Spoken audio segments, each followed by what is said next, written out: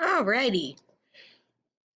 You little puddin' pops, let's get through this, shall we? Okay, so if you don't remember, there are always some like invisible things in math. For example, every whole number, like this whole number 8, is actually has an invisible 1 under it, which means that there are 8 pies and they're just whole pies. They're not cut into any pieces at all. They're just one big whole piece. And that's the same as 8, right? 8 over 1.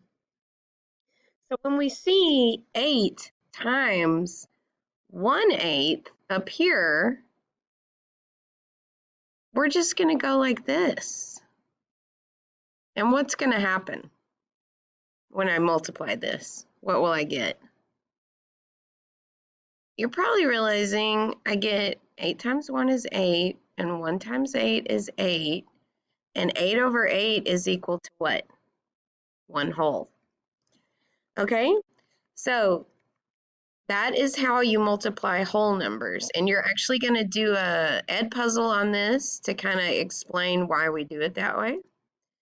But another thing I wanted to tell you, so remember whole numbers, like this 9, how will I write this 9? If I'm doing 2 12ths times 9, how will I write that 9? I will write 9 over 1. Now, speaking of, you probably see that this doesn't say 2 12ths times 9. It says 2 12ths of 9. And 2 12ths of 9 is the exact same thing as 2 12ths times 9. So when you see this of, half of 9, do you know what half of 9 is, by the way? Like if I had 9 and I divided it by 2, what would I get? I would get 4.5, if you don't know. But let's just multiply this out. How am I going to write this 9? I'm going to write it 9 over 1, okay? And I will get 9 here, and I will get 2 here. Now, if I divide 9 by 2, I'm going to get 4.5. So it's the same thing, 9 divided by 2, or 9 over 2. Okay, just a reminder how to multiply whole numbers. So you're going to do the Edpuzzle. I do have a video here on an easy way to sign in to Edpuzzle. And then you have 10 problems that you're going to do. Remember, we are not reducing today. So if you get 9 over 2, you can just leave it as 9 over 2. You do not have to try and make that smaller, okay?